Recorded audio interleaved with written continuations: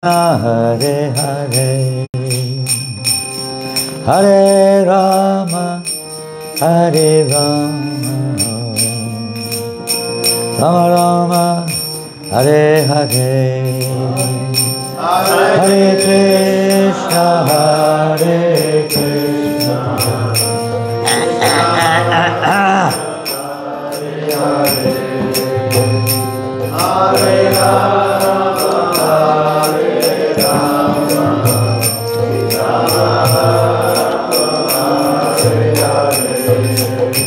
Hare Krishna, Hare Krishna, Krishna Krishna, Hare Hare,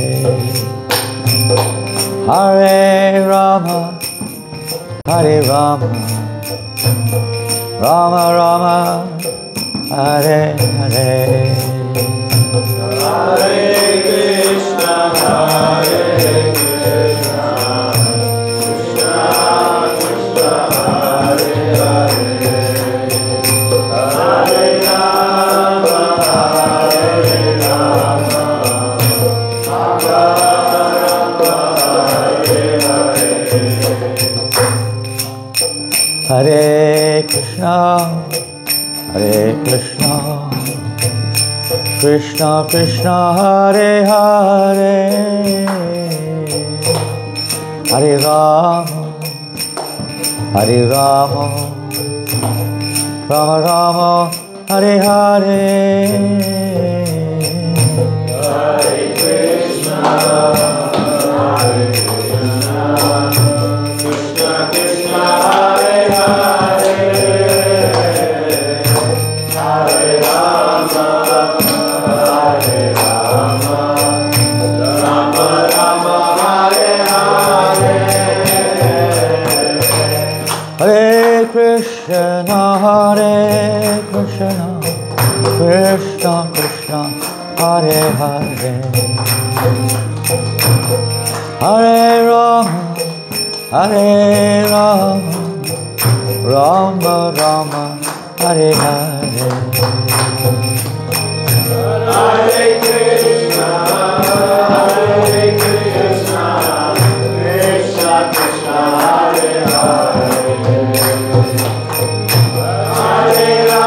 Hare Rama, Hare Rama, Rama Rama, Hare Hare, Hare Krishna, Hare Krishna, Krishna Krishna, Hare Hare, Hare Rama, Hare Rama, Rama Rama, Hare Hare, Hare Krishna, Hare Krishna, Krishna Krishna, Hare Hare, Hare Rama, Hare Rama, Rama Rama, Hare Hare, Hare Krishna, Hare Krishna, Krishna Krishna, Hare Hare, Hare Rama, Hare Rama, Rama Rama, Hare Hare, Hare Krishna, Hare Krishna, Krishna Krishna, Hare Hare, Hare Rama, Hare Rama, Rama Rama, Hare Krishna, Hare Krishna, Krishna Krishna, Hare Hare, Hare Rama, Hare Rama, Rama Rama, Hare Hare, Hare Krishna, Hare Krishna, Krishna Krishna, Hare Hare,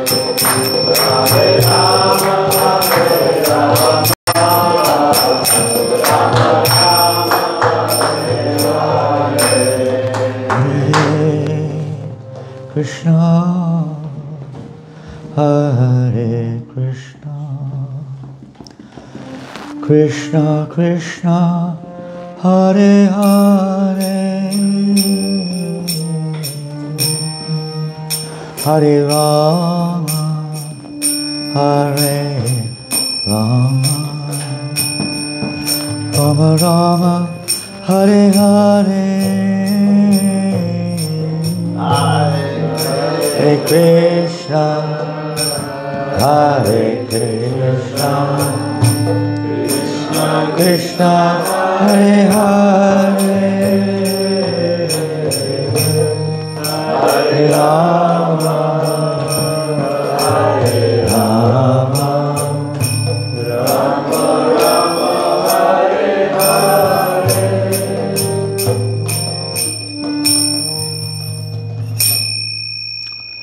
Om Vishnu Pada Paramahamsa Parivajapacharya Ashtata Sadashri A.C.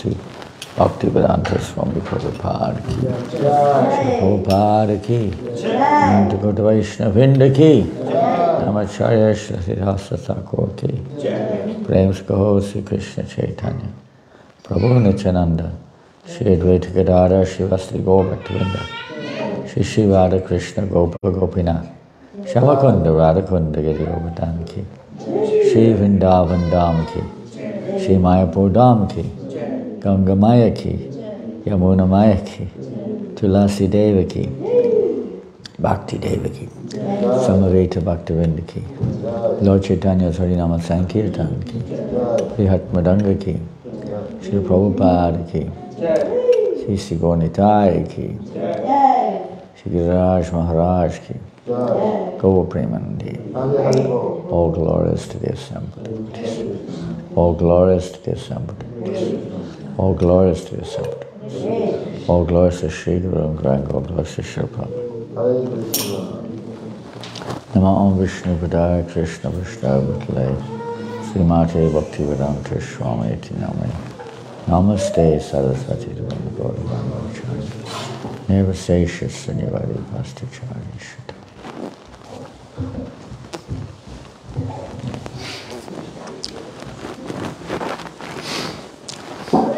Hare Krishna. Hare Krishna. Good morning, everyone.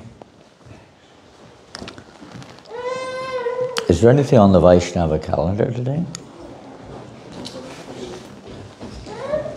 I can check. So you don't need to go anywhere. We have it here, right in front of our nose. We have the calendar here. Mother Prabhu. So there's no special event. Is there any special? No, we've already checked it. There's nothing. So we'll read from Srimad Bhagavatam this morning, if there is one nearby. As you like. I don't know if you're reading regularly or not. Here in Dunedin.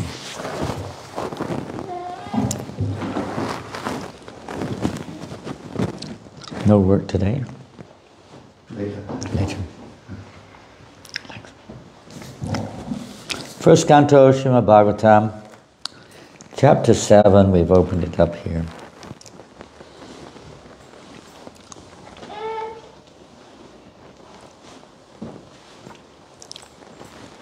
Interesting verse, we'll read it and see what comes up.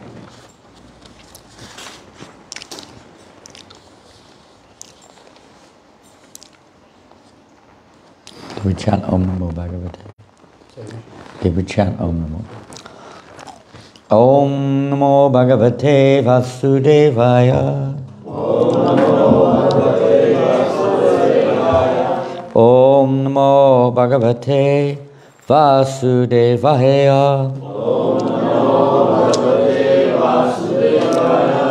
Om Namo Bhagavate Vasudevaya. So this is the 7th chapter of the first canto. We'll read a few verses. This is text 42 and 43, but we'll also touch previous verses afterwards.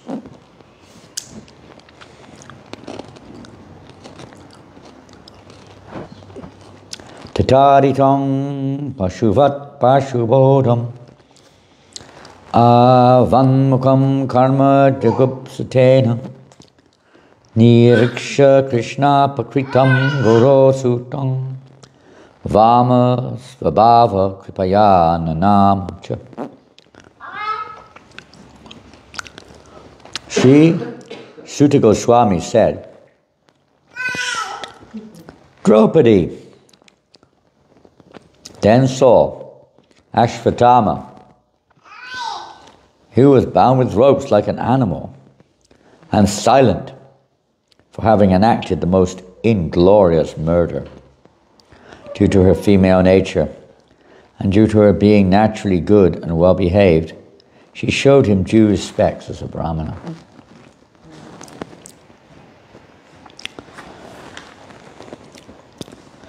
This chapter is called The Son of Drona Punished. Ashvatthama is the son of Drona. He was born in a Brahmin family, a very elevated family.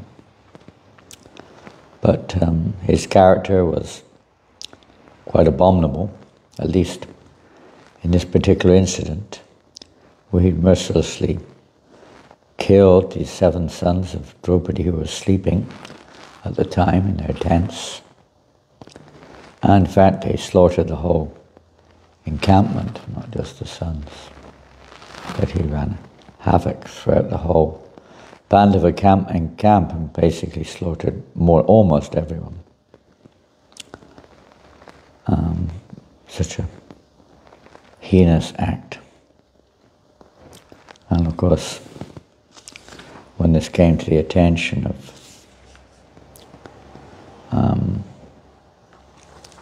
the Pandavas, when they came there, then I'll just read a few verses before so we get the background. Because Ashvatthama then tried to kill the Pandavas also with his Brahmastra.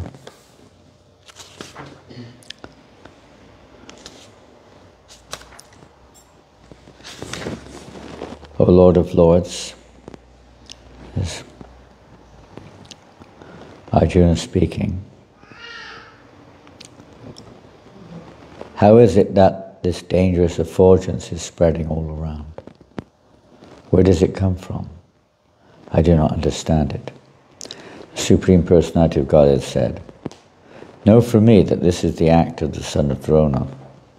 He has thrown the hymns of nuclear energy, Brahmastra, and he does not know how to retract the glare. He has helplessly done this, being afraid of imminent death, because they're chasing him. So in one sense, he's trying to defend himself.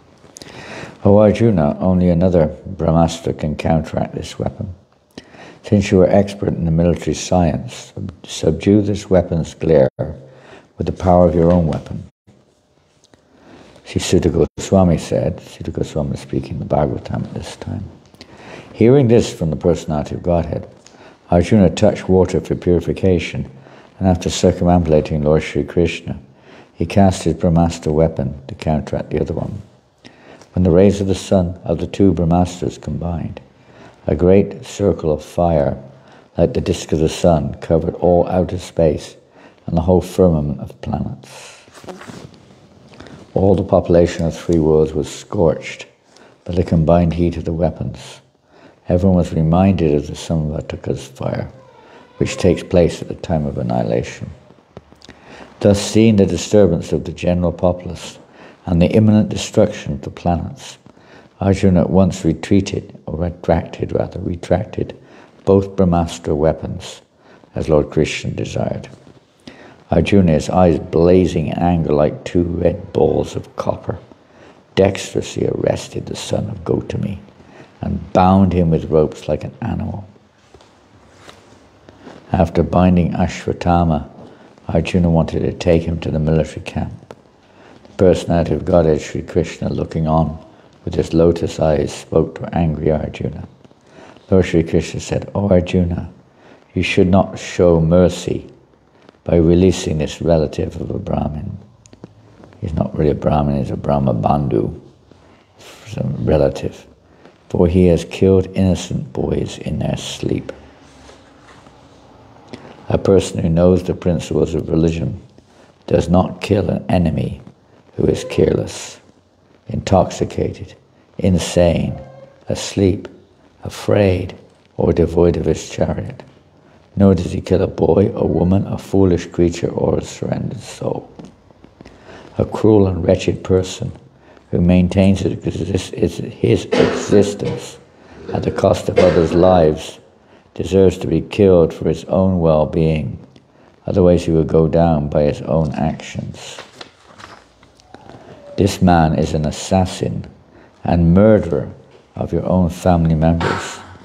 Not only that, but he has also dissatisfied his master. He is but the burnt remnants of his family. Kill him immediately.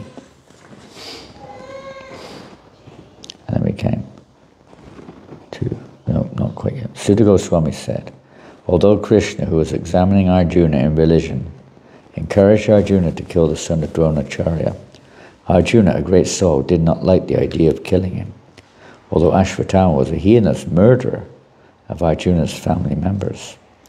After reaching his own camp, Arjuna, along with his dear friend and charioteer Sri Krishna, entrusted the murderer unto his dear wife, who was lamenting for her murdered sons. And then we get to this verse.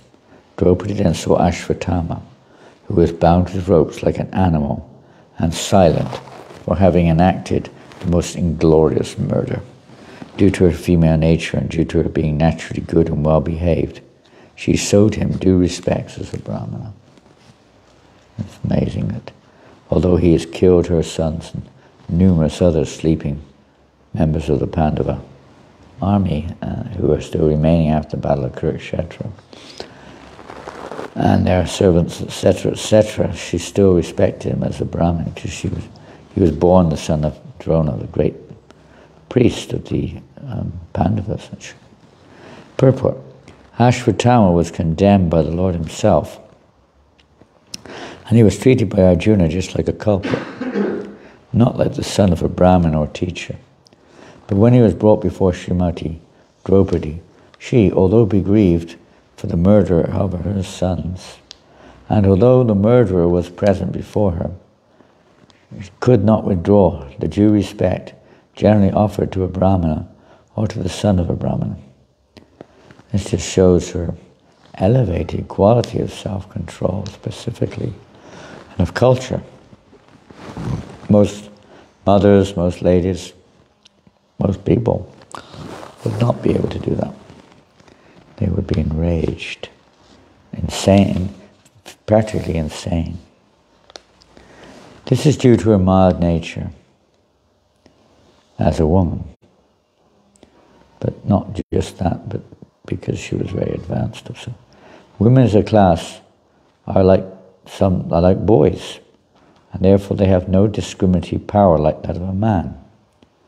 Ashvatthama proved himself to be an unworthy son of Dronacharya or of a Brahmana, and for this reason he was condemned by the greatest authority, Lord Sri Krishna. And yet a mild woman could not withdraw her natural courtesy for a Brahmin. She was very, of course, very soft-hearted, very kind, very respectful. Even to date, in a Hindu family, a woman shows proper respect to the Brahmana caste, however fallen and heinous the Brahmabandhu may be. But the men have begun to protest against Brahmabandhus who are born in families of good Brahmins, but by action are less than Shudras. The specific word used in this shloka are Vama Svabhava, mild and gentle by nature. A good man or woman accepts anything very, very easily, but a man of average intelligence does not do so.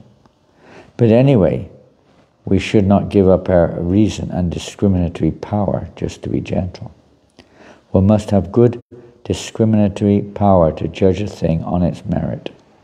We should not follow the mild nature of a woman and thereby accept that which is not genuine. Ashvatthama may be respected by a good-natured woman, But that does not mean that he is as good as a genuine Brahmin. It's generally a fact. Generally, ladies are more simple in this regards. They accept things, especially in India, maybe in the West. A little different, but still in many cases it's still the case. In India, that even if the sannyasi is a cheater, bogus, not really following at all the responsibilities which he has, still, generally, female class of society are very respectful. Men may not be so. And same with brahmanas. Nature of a woman's heart, by their positive nature. They're very respectful and gentle. Whereas men, not so much so, generally speaking. So this particular situation, of course, is, according to the Lord, warrants a different approach. For sure, Ashwatthama has proved he's not Brahminical by his very behavior. Brahminical meaning, although his father they were Brahmin, but they were teaching the art of warfare, so they had Kshatriya tendencies there too. So he misused this power. We see this as one of the main features of Kali Yuga. Kali Yuga begins, practically speaking, when Shringi, the son of Kaushik Rishi, cursed King Parikshit to die. You could say, to some extent, he was justified. He was a young boy. He, again, just like Ashwatthama, he didn't know the art. He knew how to curse, but he didn't know how to withdraw the curse. So he cursed the king. The king could have countered, but he didn't. He accepted as Krishna's mercy and as Krishna's arrangement. But this Shringi, this young Brahmin boy, became very angry because King Parikshit, by the arrangement of Providence, or Krishna's arrangement, was traveling through his kingdom, and he was very parched, very thirsty. So he came to this cave, and inside the cave was a sage meditating, Kaushik Rishi. And he requested water, but the sage was deep in meditation. And this was not the normal behavior of King Parikshit. By the arrangement of the Supreme, King Parikshit became angry at the sage. Although he was deep in meditation, no king should ever become angry at a sage. But here he did. Because he didn't listen to him, he didn't receive him. So there was a dead snake, corpse of a dead snake lying there in the cave. The king picked up the dead snake with his bow and put it around the neck of the sage. And then left him somewhat,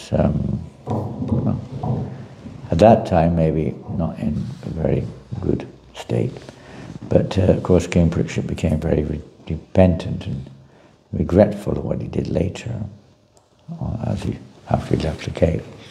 But the act was already done, and shortly after that the son of the sage came into the cave and saw his father with his dead snake around his neck.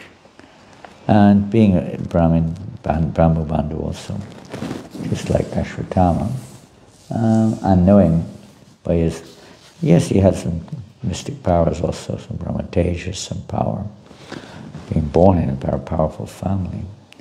He could detect that this was the act of King Parikshit, so he cursed him to die within 7 days. King Parikshit accepted that particular curse, and Prabhupada describes that this is basically the beginning of Kali Yuga, when the Brahmins no longer act in the Brahminical way, that they usurp their power and act in a way which is detrimental to society. Ashwatthama, again, it's said that Ashwatthama is also still living, kind of almost like in Kali Yuga he has to reside, he's not seen by others, but he's suffering intensely for the rest of the Yuga, and his punishment comes later. But also related to this Kali Yuga, his behavior. This is the age of Kali. People cheat, They're only interested in their own self-interest, basically. Not like Draupadi or the devotees of the Lord. Their concern is for the society in general, for other living entities, not just for their own. Her sons have been murdered, but even the murderer she's showing gentle compassion towards. This is the sign of a very elevated soul. At the same time, Prabhupada says we shouldn't lose our power of discrimination over being gentle. There's another law going on beyond and above our sentiments, be they good or not. It's law of nature, law of karma. Ashwatthama, being a Brahmana, if he's not dealt with properly, he will have to suffer intensely, having been a heinous murderer of many. It's not the same as fighting on the battlefield. He was killing in the middle of the night when people were sleeping, unarmed, innocent boys, and so many others were being slaughtered by him. You can read in the Mahabharata. It's quite a history. I can't remember the details. We've read it a few times in the past. But still, Draupadi is seeing it from a... Also, we shouldn't forget that she's a woman, in a woman's body, and she knows what it's like she can feel what it would be like for the, if Ashwatthama is dead, then how Drona's wife would feel. She was feeling compassion for the wife of Dronacharya also. That she will lose her son, she's already lost her husband. She'll be without her only son. So she'll be completely distraught. So she being a mother, although she's just lost her children, at least she has her husbands there with her. And she's feeling compassion. She knows what it's like to lose one's children. She doesn't want that others should have to suffer like her. It's another symptom of a great soul. Great souls, they don't like to see others suffering. They'd rather suffer themselves than see others suffer. They take on the suffering of others rather than give suffering. They take it on. Great souls are willing to take on all kinds of reactions to relieve others of suffering. It's their nature. So she's a great soul. She's willing to take that on. She can't bear the suffering of others.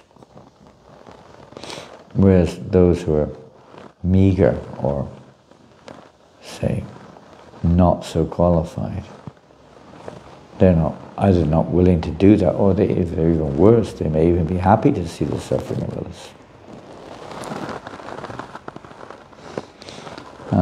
So in her case it was different. But there's a dilemma here, because Krishna's saying, kill him. Arjuna is in two minds. Draupadi is saying, no, don't kill him. And others are saying to kill him. Bhima was, of course, absolutely enraged. They had to hold him back. He would have smashed him on the spot to death. So there was a difference of opinion between those who had you would say, the responsibility to deal with this. Sometimes in a court, it's a very tricky case, and there's differences of opinion, even amongst the jury, as to how to deal with this situation. Because the laws of Dharma are sometimes very hard to understand. They're sometimes contradictory. For instance, his statement, one should never kill a Brahmin, but a murderer should be killed. So the dilemma is there. Whether he's a Brahmin is another question. The next verse, she could not tolerate Ashwatthama's being bound by ropes. And being a devoted lady, she said, release him, for he is a Brahmin, our spiritual master. Arjuna had a similar argument in Bhagavad Gita. He didn't want to fight with Drona. He didn't want to fight with Bhishma and other great personalities, Kripa and so on. He didn't want to fight with them because they were, throughout his life, they were his seniors, they were his teachers. So it is, you could say, an argument which is totally reasonable. But in the laws of Dharma, there are many, or Manu, there are many apparent contradictory situations, and how to deal with them, that's the question. Very difficult situation. This was indeed a very difficult situation. Purport: as soon as Ashwatthama was brought before Draupadi, she thought it intolerable that a Brahmin should be arrested like a culprit and brought before her in that condition, especially when the Brahmana happened to be a teacher's son. Arjuna arrested Ashwatthama, knowing perfectly well that he was the son of Drona. Krishna also knew him to be so, but both of them condemned the murderer without consideration of his being the son of a Brahmin. According to revealed scriptures, a teacher or spiritual master is liable to be rejected if he proves himself unworthy of the position of a guru or spiritual master. This is, again, discrimination. We may not have very good discrimination, overwhelmed by sentiment or attachments of various kinds. We make decisions which are not in our favor, not beneficial for us or for others, because we're not really aware of the law of nature, or we're not aware of our spiritual identity. So in this particular case, excuse me,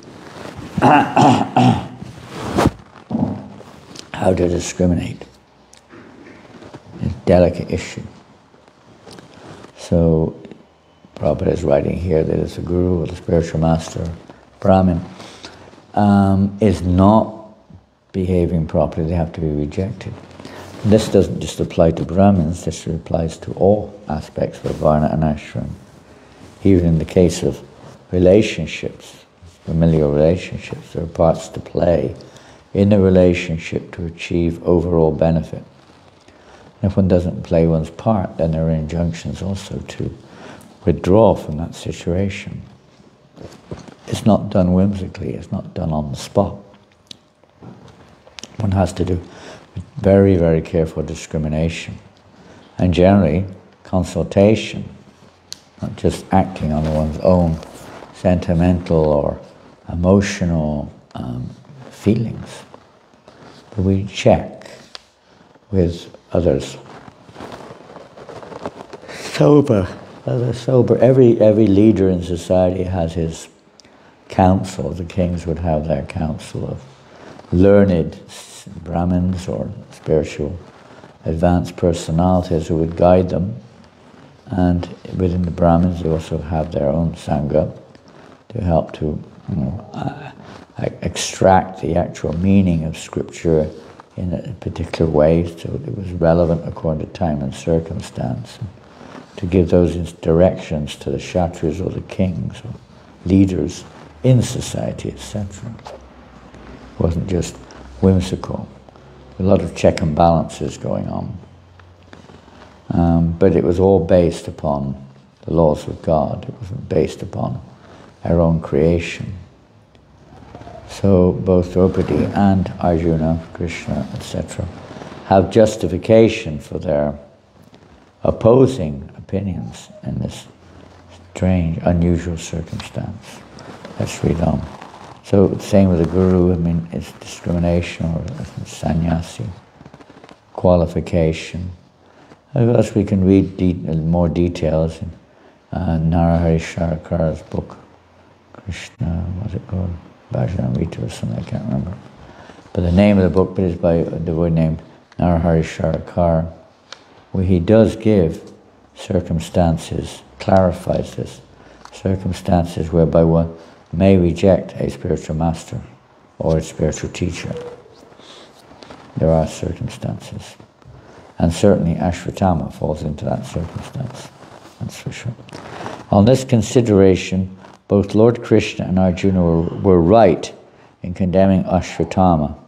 But to a good lady like Draupadi, the matter was considered not from the angle of Shastric vision, but as a matter of custom. By custom, Ashvatthama was offered the same respect as offered to his father.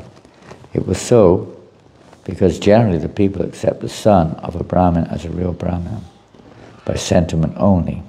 Factually, the matter is different. A Brahmin is accepted on the merit of qualification, not on the merit of simply being the son of a Brahmana. But in spite of all this, Draupadi desired that Ashvatthama be at once released. And it was all the same a good sentiment for her. This means that a devotee of the Lord can tolerate all sorts of tribulation personally, but still such devotees are never unkind to others, even to the enemy.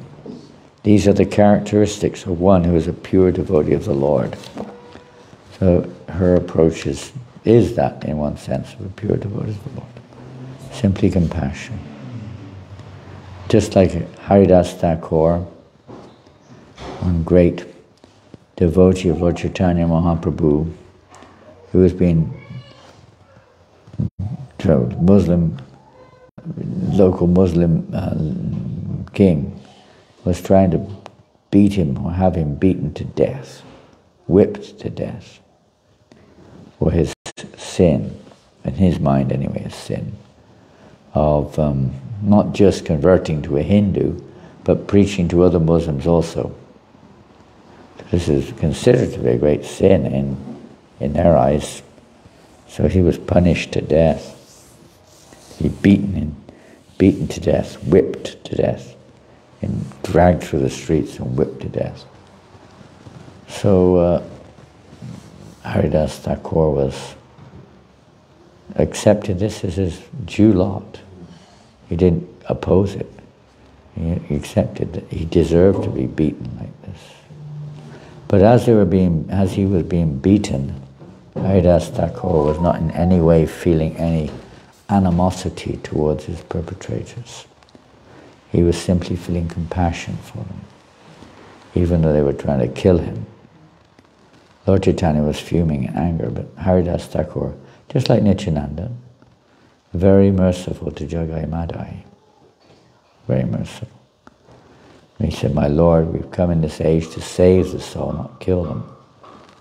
And practically, if we have to kill these two persons, Jagai and Madai, we almost have to kill everyone, because practically everyone's like Jagai and Madai." Same thing with Haridas. He was praying to the Lord, please don't kill them. Please, he was even one more than practically anyone. Please deliver them, bring them to Krishna consciousness. He was showering his mercy on them. And of course, the Lord did protect Haridas Thakur, but he was feeling greatly compassionate, even though they were worthy of being punished, you could say. He didn't want them to be punished, he wanted them to be delivered. We ourselves are not, we also, in one sense, all of us, but especially we who are coming from backgrounds like myself, certainly deserved hellish punishment for what we were doing. But by the mercy of the pure devotee of the Lord, whose desire is not just to see us punished, but to see us delivered. Someone singing?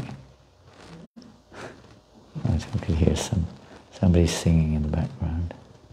Night singing. Deserved. What we can't imagine. One time one devotee asked Prabhupada, said, Srila Prabhupada, there's a verse in the Bhagavad Gita, Tvantakatam Papam, Janana Punya Karmanam. It's only those who've acted piously in this life and in the past lives and are freed of their sinful reactions, and the duality of this world can engage in devotional service with determination. So the devotee asked Srila Prabhupada, how is this, you know? I'm coming from such a sinful background, I've still got sinful desires. How on earth am I engaged in service like this? I have no piety at all, no eligibility. Generally, to come to devotional service doesn't depend on karmic piety either, but it depends on the mercy of the devotees. You have the Sukriti, which accumulates back to your Mukha Sukriti, or results, spiritual beneficial results from coming in contact with bhakti. How is it possible I've got this opportunity? And Prabhupada himself said, I have created your piety. It's the mercy of the pure devotees only that we have this opportunity. There's no other answer. It's by their divine grace. We simply have to take that divine grace. We have no eligibility, but they're giving it. There's not even eligibility to take it. The only eligibility to take it is that we do it. They're giving it freely. Lord Chaitanya is giving it freely to everyone, without discrimination. We're hearing about discrimination here, but Lord Chaitanya's Sankirtan movement is without discrimination. It's Kali Yuga. In previous age, he killed all the demons. In Kali Yuga, he's giving them a merciful opportunity for reform.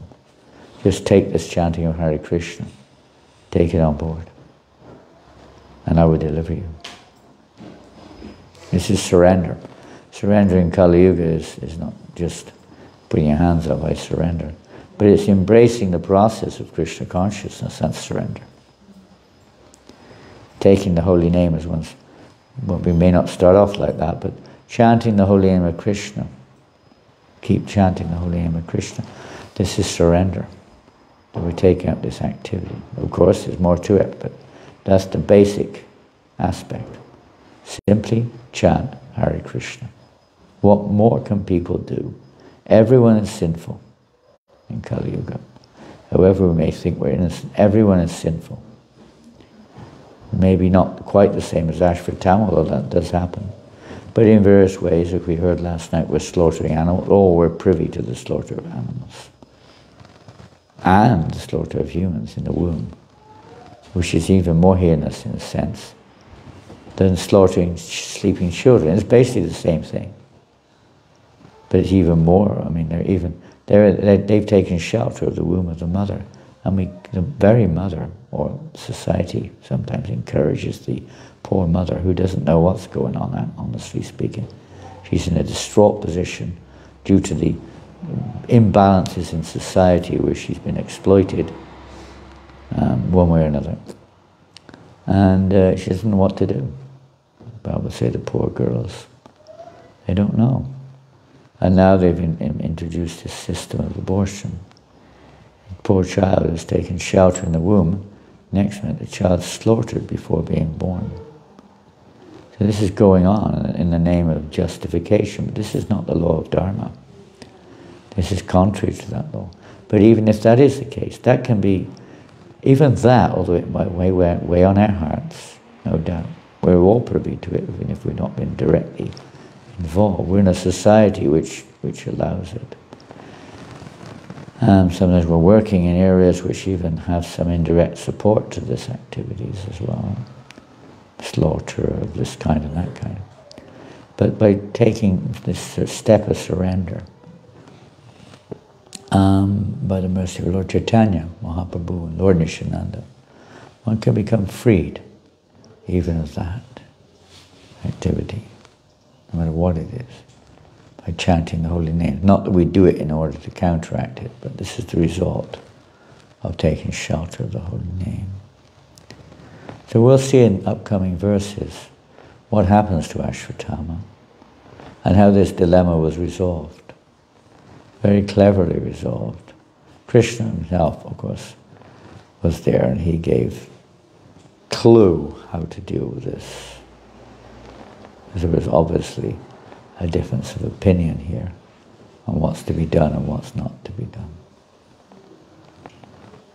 So, let me see what the time is.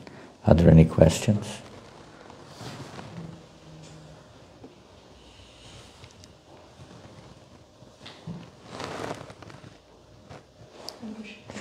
Mary. So, Maharaj, thank you for this wonderful class. And my question is that how can we understand Draupadi's advice of leaving Ashwagandha, letting him go? Was it on more sentimental ground or on compassionate ground? And how can we distinguish between sentimentalism and compassion? Were you there in the beginning of the class? No. So Prabhupada was discussing this to some extent. The soft-hearted nature of a woman who's a mother, who's lost her own sons, feeling compassion for the mother of Ashwatthama, who's lost her husbands. At least Draupadi has her husbands. She doesn't have a husband anymore. The son is a representative of the husband. She's going to lose everything.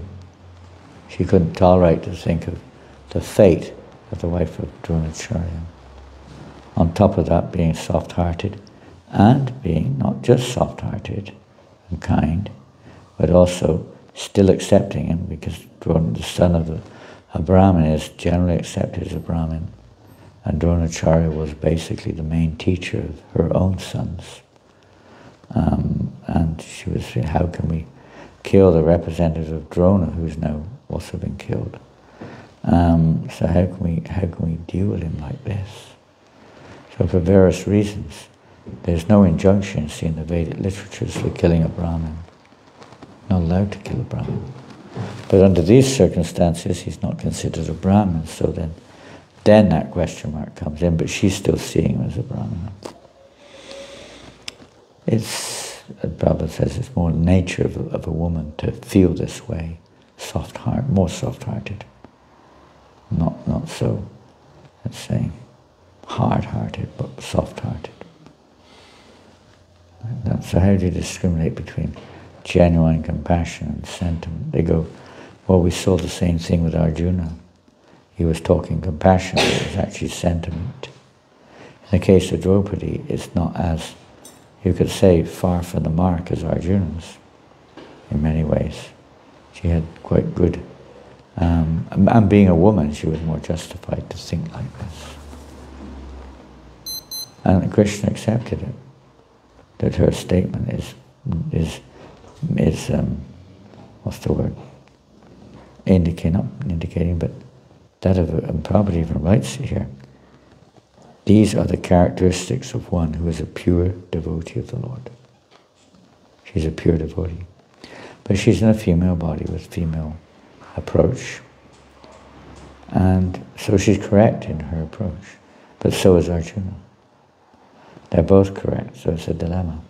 And that's where Dharma, and even in court, we mentioned earlier, sometimes there seems to be contradictory situations. And the judge has to find the answer to this. So the answer will be given in the upcoming verses. But quickly read them. It was Dronacharya's mercy, this is Draupadi speaking, that you could learn the military art of throwing arrows and the confidential art of controlling weapons. He, Dronacharya, is certainly still existing, but represented by his son. He's not existing in his physical form, he's represented by his son.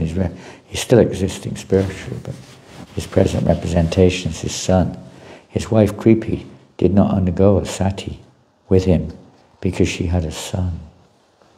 O most fortunate one, who knows the principles of religion, it is not good for you to cause grief to glorious family members who are always respectable and worshipful.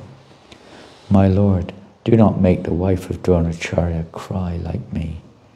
I am aggrieved for the death of my sons. She need not cry constantly like me.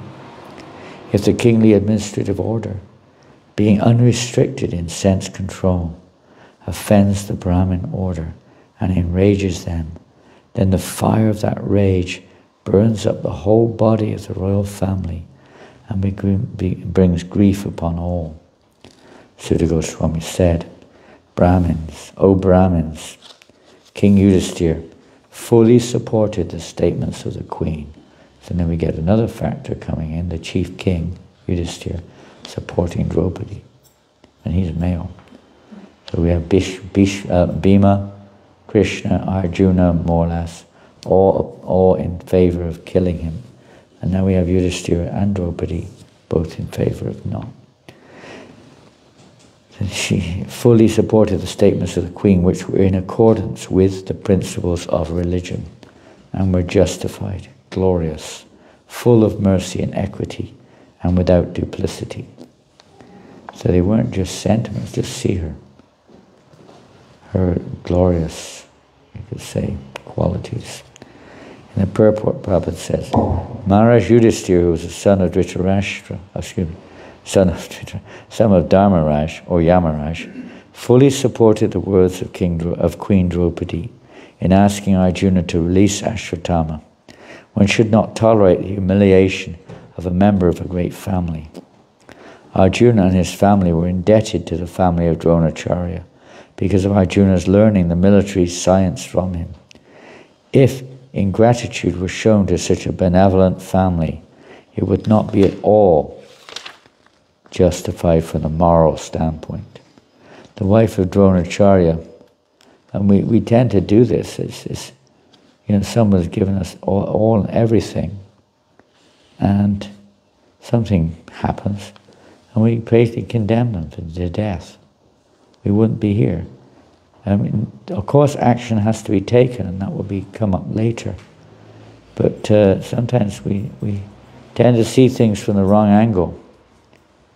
Even sometimes when devotees behave in ways which are unbecoming, still, there must be a form of indebtedness for all that they've given us, helping us in our spiritual lives so much. In many cases, we wouldn't even be here if it wasn't for that service. If they do something wrong, we condemn them. It has to be very delicate, very careful situation. The wife of Dronacharya, who was half the body of that great soul, must be treated with compassion, and she should not be put into grief because of her son's death. That is compassion. It's not just sentiment, but also that is compassion. Such statements by Draupadi are without duplicity, because action should be taken with full knowledge. She was not ignorant of the situation, even though she was overwhelmingly, in one sense, affected by the death of her sons, no doubt. She was still seeing things in this most compassionate way, and in a way which is according to Dharma. The feeling of equality was there because Draupadi spoke out of her personal experience. A barren woman cannot understand the grief of a mother. Draupadi was herself a mother, and therefore her calculation of the depth of Kripa's grief was quite to the point. And it was glorious because she wanted to show proper respect to a great family. Next verse. Nakula and Sahadev, the younger brothers of the king, and also Satyaki, Arjuna, the personality of Godhead, Lord Sri Krishna, son of Devaki, and the ladies and others, all then unanimously agreed with the king. Everyone changed their mind. Almost.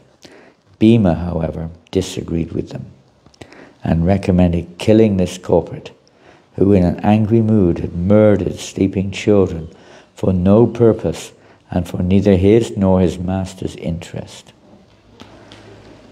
Chaturbhuj, the 4-on-1, or the personality of Godhead, after hearing the words of Bhima, Draupadi and others, saw the face of his dear friend Arjuna, and he began to speak as if smiling.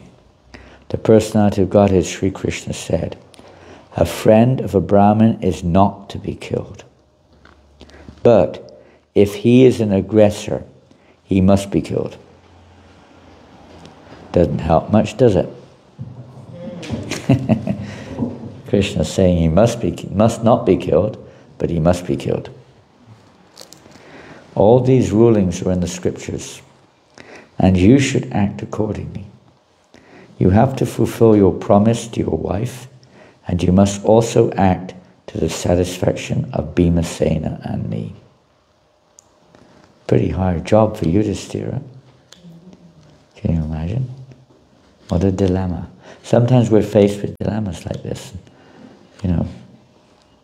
One side is convinced that you've got to do this, and the other side is convinced you've got to do that. They both got justification. You kind of almost got to choose one or the other. But and it's not easy. It's not easy, particularly in Kali Yuga. There aren't qualified Brahmins to inquire from and what do you call it? Adjudicate, whatever. Arjuna was perplexed because Ashwatthama was to be killed as well as spared according to different scriptures cited by different persons. We do the same thing, don't we? We have an argument and we cite something from here and someone else. And you know, both sides can seem to be right, you know. We're often in a dilemma. As a Brahmabandhu, or worthless son of a Brahmin, Ashvatthama was not, even though he says here, worthless son, Ashvatthama was not to be killed, but he was at the same time an aggressor also. And according to the rulings of Manu, an aggressor, even though he be a Brahmin, what to speak of an unworthy son of a Brahmin, is to be killed. Dronacharya was certainly a Brahmin in the true sense of the term, but because he stood in the battlefield, he was killed. But although Ashvatthama was an aggressor, he stood without any fighting weapons. Ashvatthama stood there with no weapons.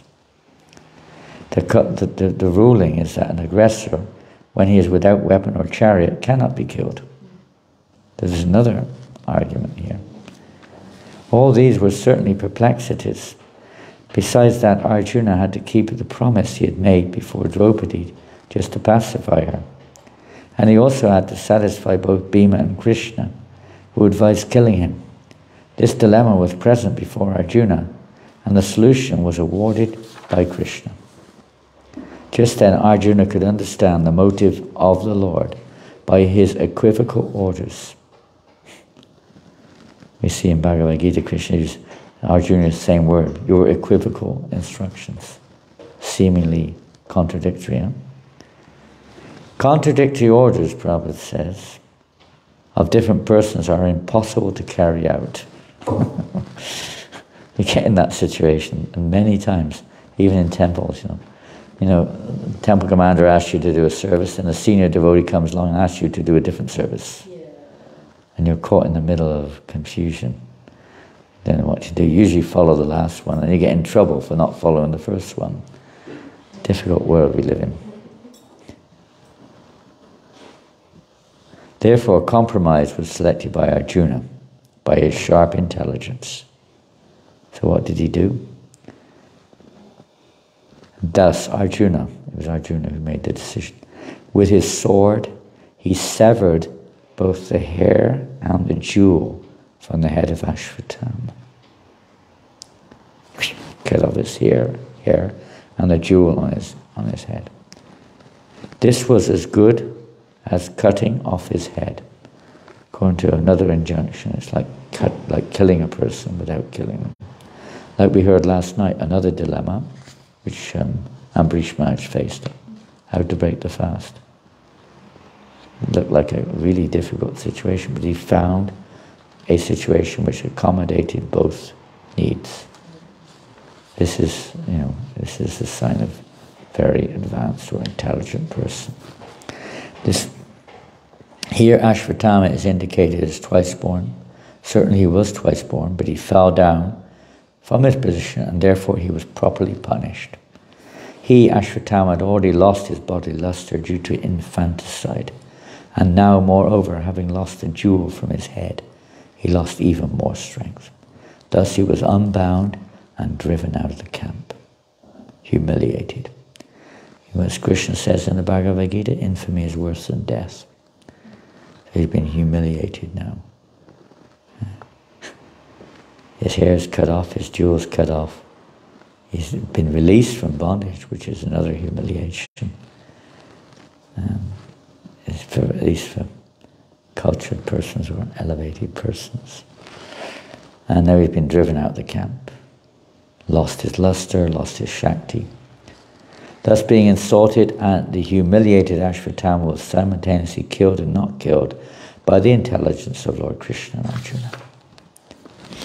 Cutting the hair from his head, depriving him of his wealth, and driving from his residence are the prescribed punishments for the relative of a Brahmin. There is no injunction for killing the body.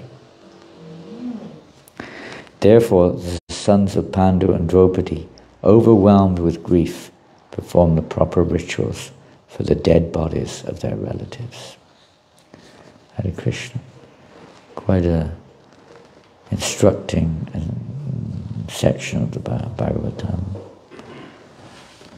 I'm sure there are many points which we may not understand, because it's even you can see even great personalities here are not really understanding what to do, what to speak of the likes of little fellas like us, you know.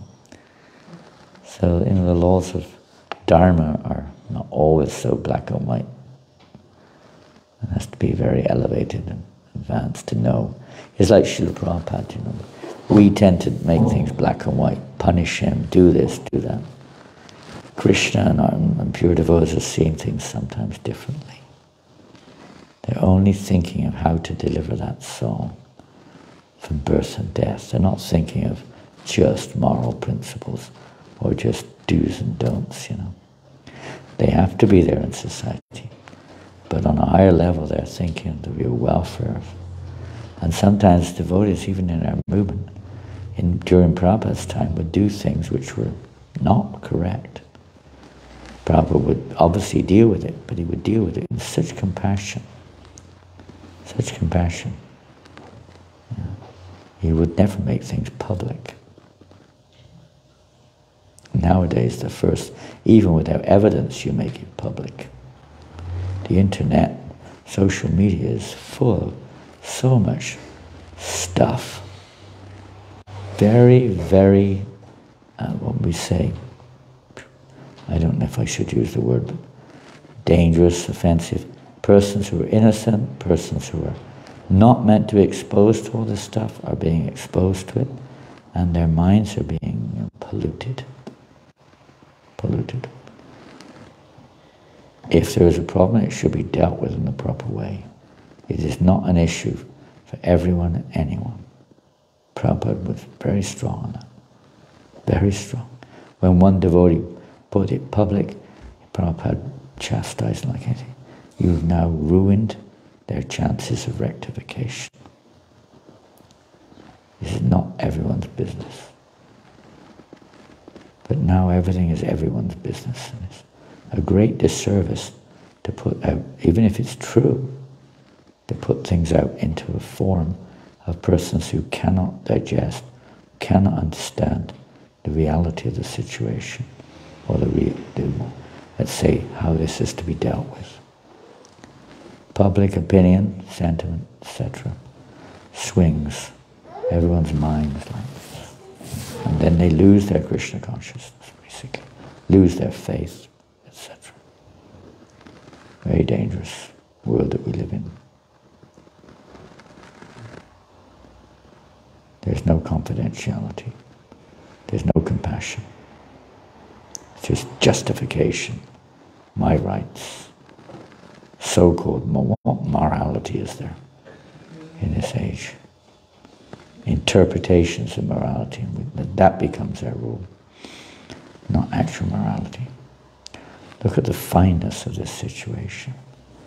How, you know, refined, how mature, how compassionate, how serious, how everything referred to scripture injunction, etc. Not acting whimsically. Just because I've been hurt. Go on the warpath just because I have been hurt. To hell with the mission of Lord Chaitanya.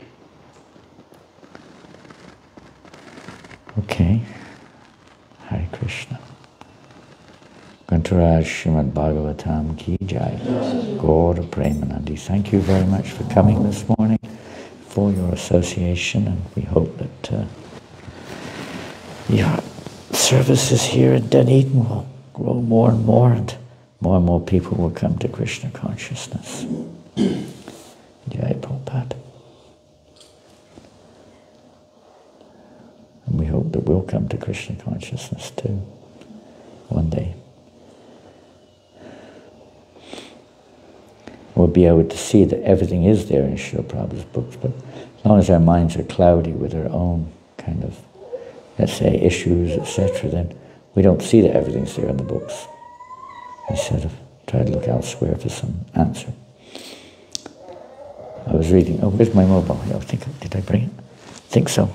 I'll just read today's post. One of them. it's kind of relevant to our situation we're in. Not the subject we talked about so much, but general. This is Srila Prabhupada. It's on February, almost today actually. February the 21st, 1975. Prabhupada is in Caracas.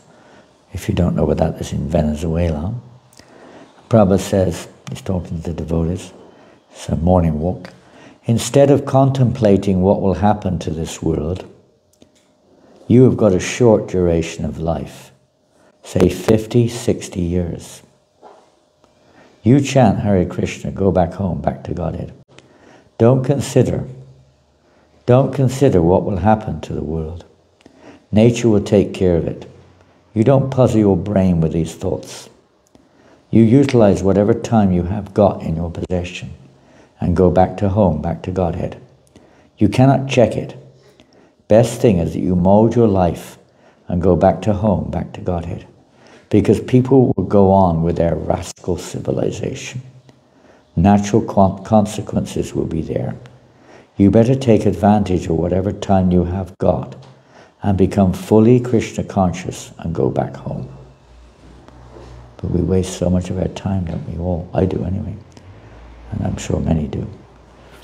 Not necessarily worrying, but talking about it and speculating about why it happened and this thing and that thing. COVID, the war, the this, the that. And Prabhupada said, don't waste your time with this. There's nothing you can do about it. It'll go on by nature's arrangement, and nature will take care of it. You try to utilize your time for hearing and chanting about Krishna. On that wise advice from the transcendental plane, from Srila Prabhupada, we'll finish there. Srila Prabhupada ki jai. Gaur Premanandi.